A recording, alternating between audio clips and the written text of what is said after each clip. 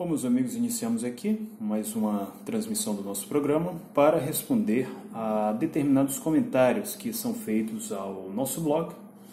Muitas perguntas muito interessantes aqui que valem, né, uma resposta adequada na sequência. Inicialmente o Sultan comenta que estava com problema no fone dele e agradece a resposta. Então, um outro comentário aqui do Silvio Santos nos diz o seguinte: Cristiano, tudo bem, o socialismo foi paz e amor no campo ideológico.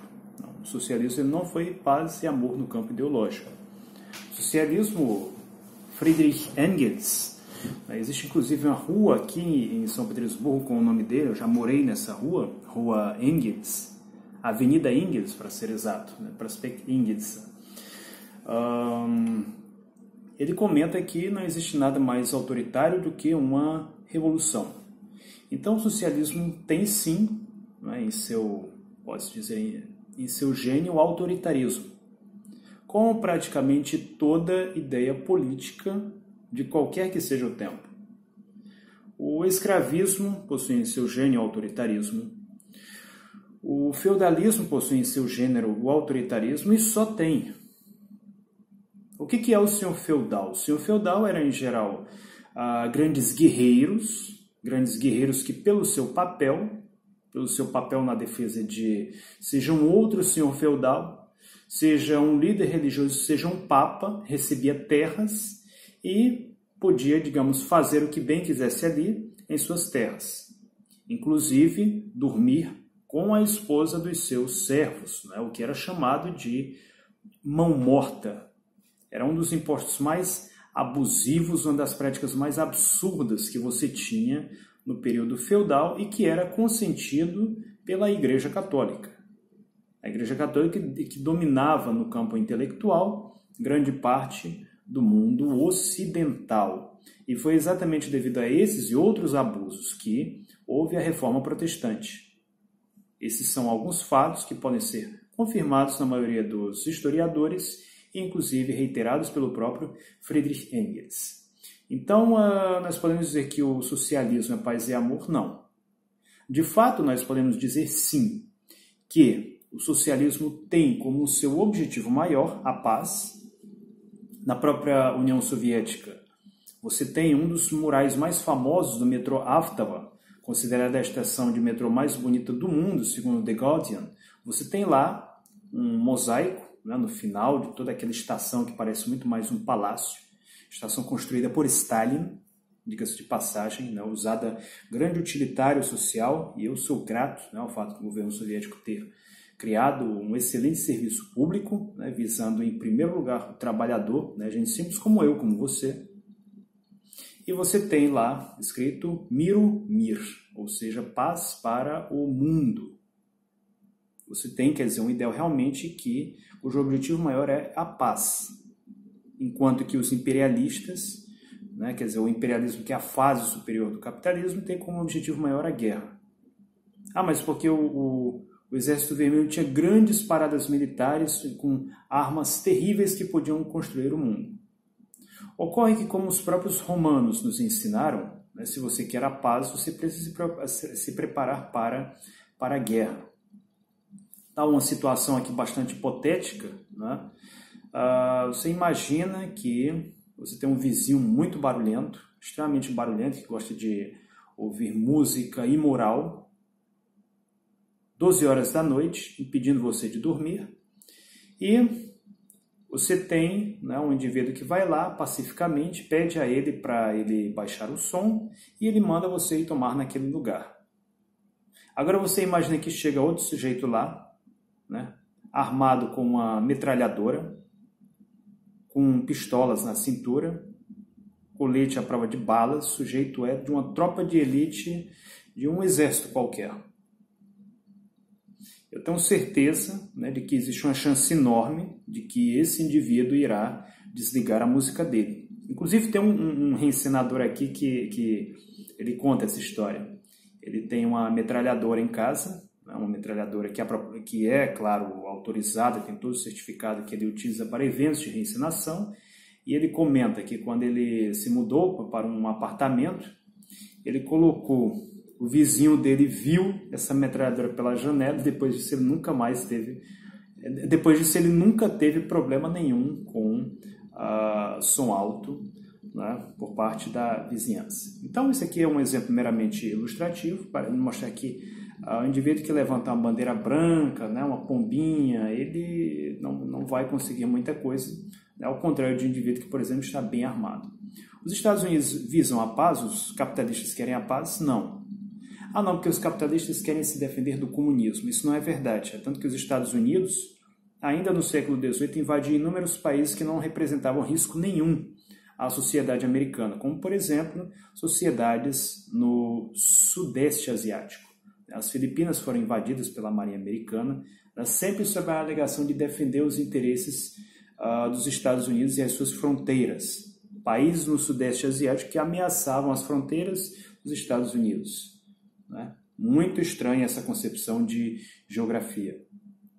Além disso, é um fato sabido e consabido que nos Estados Unidos todas as tribos que levantavam a bandeira americana em suas aldeias eram implacavelmente perseguidas, destruídas e eliminadas pela cavalaria das Forças Armadas dos Estados Unidos da América. Quer dizer, um país capitalista. Enquanto que, ao contrário, aqueles que se juntavam à União Soviética, eles não eram destruídos. Muito pelo contrário, era um ideal de amizade dos povos. O que é a ideologia da amizade dos povos, se não a ideologia de amor? Nós temos aqui uma plena convergência com os ideais do cristianismo, inclusive. O comunismo ele tem vários pontos em comum com o cristianismo. O cristianismo diz: amai ao teu próximo como a ti mesmo. O comunismo prega a ideia da amizade dos povos, ou seja, a ideia de que todos os povos eles são irmãos, de que não existe uma raça superior e, consequentemente, também não existe uma raça inferior. Como, por exemplo, faziam os britânicos. Para os britânicos, os tasmanianos não era gente. Era plenamente permitido que uma família britânica, após ter um encontro, um almoço com outras famílias britânicas, fossem à caça de selvagens, como eles chamavam, tasmanianos.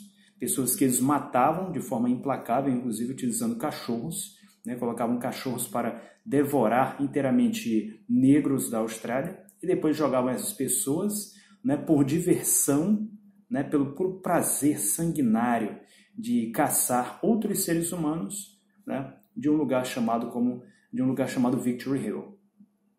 E nesse sentido, os capitalistas, os britânicos, eles são muito parecidos com os nazistas. Os nazistas eles são apenas uma consequência de uma mentalidade anglo-saxônica, europeia, ocidental, de que você tinha um povo moralmente e racialmente superior, e outro povo moralmente e racialmente inferior, e por isso, por ser uma raça inferior, por ser uma raça sem alma, por ser uma raça que não estava dentre os escolhidos, então você podia fazer o que bem quisesse com essas pessoas, você poderia exterminá-las da forma que você bem quisesse, ao seu bel prazer, inclusive por diversão, após um almoço com a sua família.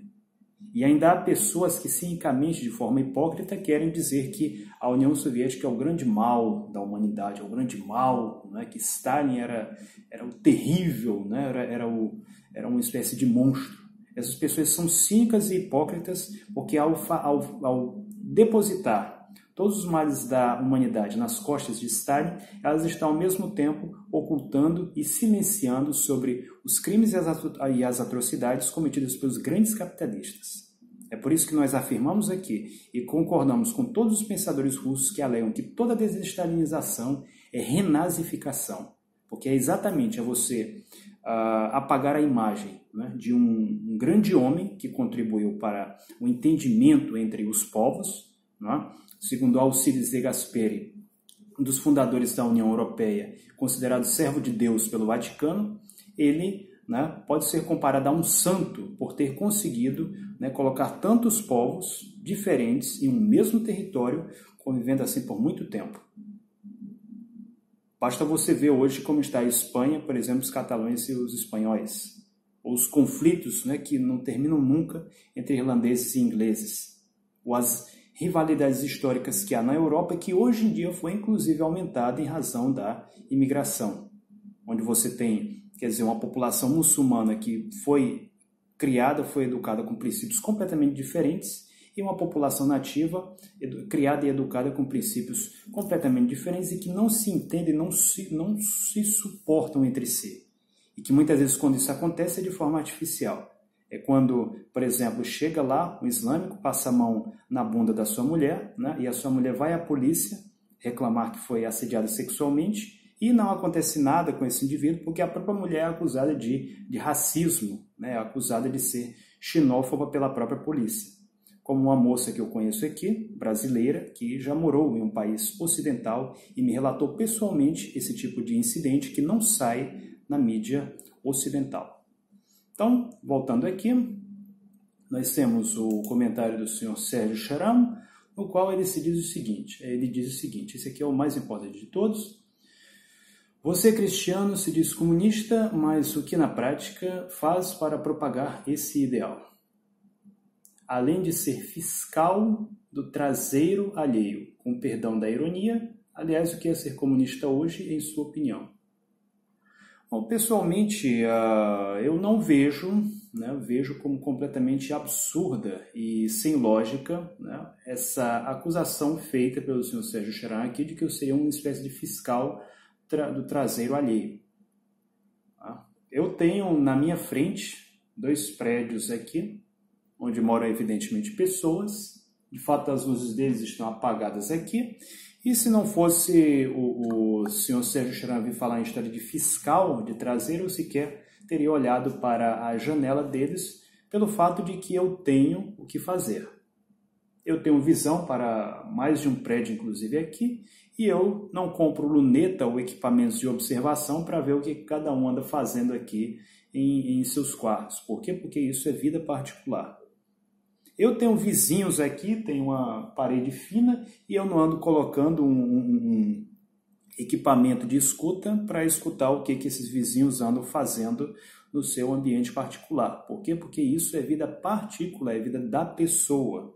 Se a vida é particular, como o próprio nome já diz, se é vida pessoal, isso diz respeito à pessoa e não à minha vida. Então não tenho que se preocupar com o que cada um anda fazendo nos seus quartos. Entretanto, é preocupante sim quando esses indivíduos começam a querer fazer da sociedade a extensão da sua cama. A grande ironia é que nós sempre acusamos o movimento dos pervertidos de agir dessa forma, e há 1 ou 2 meses atrás, o líder do portal gay.ru, né, que é o Alexeyev, aquele mesmo que aparece num vídeo muito famoso, no qual ele discute com uma sexóloga, né, e larga o microfone e sai do programa depois que ela acusa ele de discriminar as maiorias sexuais. Né, acusa ele de promover a discriminação de uma minoria contra uma maioria. Ele fez, né, uma ação que felizmente foi rejeitada pelo governo de São Petersburgo. São Petersburgo, que não tem prefeitura, tem um governo, assim como a região de Leningrado, que tem esse nome ainda a propósito até hoje, rejeitou o pedido dele para a efetivação de uma manifestação na qual ele e os seus companheiros pederastas pretendiam levar camas para a Avenida Nevsky, né, a Nevsky Prospekt. Quer dizer, literalmente, ele queria fazer exatamente aquilo que nós sempre acusamos o movimento dos pervertidos de querer fazer.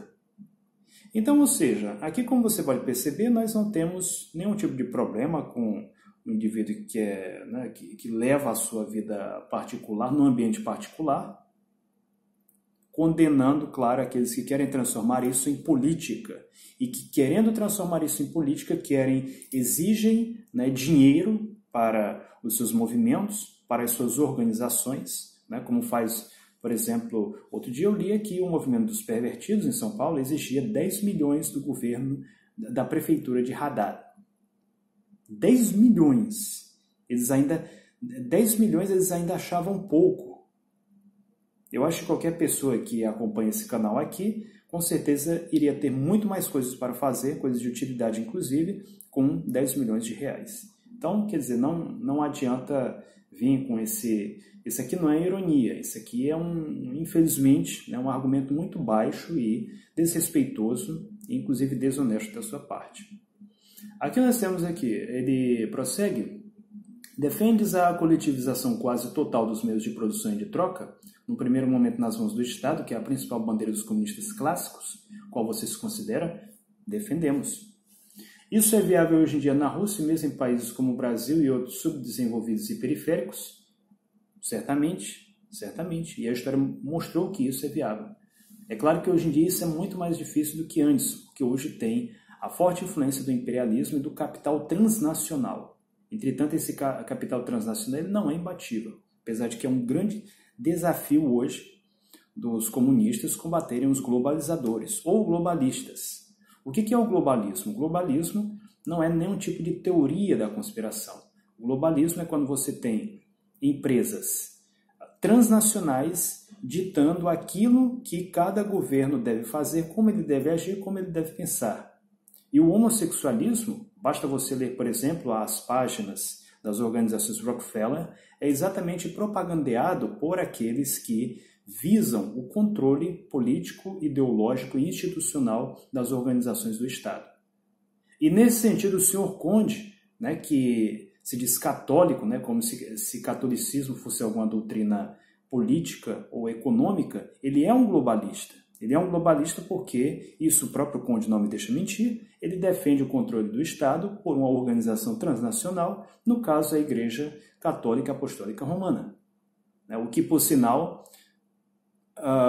vigorou por muito tempo durante a Idade Média e que nós não vimos, por exemplo, reinos católicos acabarem com problemas como a miséria, muito pelo contrário, víamos isso aumentar, problemas como o analfabetismo, problemas como a ignorância, problemas como problemas de saúde, inclusive, porque não havia um sistema efetivo de saúde na época. E esse também não era o objetivo de uma organização transnacional como a Igreja Católica Apostólica Romana. Aqui ele tem o que mais? Quem levaria a cabo tal transformação? Um partido centralizado estilo bolchevique que estaria disposto a pegar em armas e destruir o Estado burguês latifundiário serviçal do imperialismo? Ou através da participação nas eleições e parlamentos liberais burgueses, como defende partidos como PSOL e PSTU? Obrigado se puder responder. Bom, meu caro, hoje nós temos que enfatizar uma coisa que talvez aparentemente muitos comunistas, que se dizem revolucionários especialmente, ainda não perceberam, que é o fato de que nós não estamos mais no ano de 1917. Estamos no ano 2017. Talvez muita gente não tenha se dado conta, mas nós não temos uma guerra quente mundial no presente momento. Quando os comunistas fizeram a sua revolução, primeiro os bolcheviques fizeram a revolução dentro da revolução. Ou seja, você teve uma revolução que foi, na realidade, muito mais um golpe de Estado, que foi a Revolução de Fevereiro, ao contrário do que muitos bolcheviques imaginam, do que muitos comunistas imaginam. A Revolução de Outubro não derrubou o czar, derrubou o governo provisório. A Revolução de Fevereiro, essa sim derrubou o czar. A Revolução de Outubro derrubou o governo provisório. E nessa época, nós tínhamos a Rússia, o Império Russo na época, extremamente ocupado com problemas seríssimos como a Primeira Guerra Mundial. Ou seja, todas as atenções estavam voltadas ali para a Primeira Guerra Mundial. O plano de Lenin era o quê? Era que, conquanto havia uma guerra que não trazia nenhum benefício para a classe operária, toda a classe operária, especialmente os trabalhadores, os operários que estavam, no caso, na guerra como soldados, eles virassem as armas, em vez de apontarem as armas contra si, apontassem as armas contra os seus generais, que eram, em regra, representantes da classe burguesa, assim como também da nobreza, claro, especialmente no caso da Alemanha. Infelizmente, isso não deu certo. Houve uma tentativa, de fato, na Alemanha frustrada, que foi, inclusive, encabeçada por nomes como Rosa Luxemburgo, como Ernst Thälmann, e que essa proposta foi frustrada. Na Rússia, eles conseguiram triunfar. Hoje, se você pega um 38 para combater, vamos supor, a polícia, A polícia militar, por exemplo. Vamos pegar aqui um exemplo de uma polícia do tipo gendarme, que a polícia militar é uma polícia que anda armada o tempo todo e preparada para reprimir a classe trabalhadora. Por mais que você tenha as habilidades, né, de tiro, né, por mais que você tenha uma .40 e as mesmas habilidades do Blonde, né, o Blonde para quem não assistiu, né, da trilogia do Dólar, né, o personagem de Clint Eastwood, você não consegue dar conta. Porque hoje o preparo de um policial militar, de um estado gendarme, né, de uma gendarmeria, é muito maior do que aquele que a polícia tinha no início do século XX. É muito maior do que o preparo que o indivíduo tem, vamos supor, o indivíduo que faz um curso de tiro ou de qualquer coisa que seja. Além de, claro, eles possuírem coletes blindados, possuírem veículos. Então, para você fazer uma revolução, você primeiro tem que ter força. Para você atirar, você tem que ter munição. Hoje, esses partidos têm essa munição? Não. Então, eles procuram, né, utilizar as coisas de outros métodos, inclusive pacíficos, por enquanto, utilizando os parlamentos como método de propagandear as suas ideias. Por quê? Porque você não faz uma revolução, seja essa revolução quente ou fria, se você não possui um preparo para isso. E esse preparo, né, ele é um processo longo, não é uma coisa que eu vou estalar o dedo aqui e acontece, é algo que envolve inclusive gerações. Os bolcheviques, eles passaram dezenas de anos fazendo a sua propaganda até alcançar o poder. E isso nós fazemos aqui, a propaganda de ideias comunistas, nós divulgamos ideias comunistas, exatamente com o objetivo de atingir o maior número de pessoas utilizando o canal do YouTube. Algo que muitas pessoas, em vez de contribuir para que seja feita essa difusão, preferem jogar pedras em nosso canal, por isso ou por aquilo. Então, acredito que a sua pergunta aqui foi respondida. O Guilherme pergunta se terá uma contribuição porque acabou estranho. Não, o fato é que o meu novo equipamento ele permite fazer até 23 minutos de vídeo. Né? Depois disso, 23 minutos e 10 segundos. Depois disso, ele acaba cortando, ainda que eu tenha espaço suficiente na memória. O Alex comenta sobre a nossa posição, né, favorável sobre o pensamento de David Hume. Né, que nós consideramos, sim, como, digamos, um forte influenciador das ideias apresentadas pelo nosso canal, assim como também Nicolau Maquiavel e, evidentemente, Karl Marx e Friedrich Engels. Podemos dizer que essa é a nossa base ideológica, nós partimos desse princípio. Acredito que isso responde a maioria das perguntas. Continuem acompanhando o nosso canal.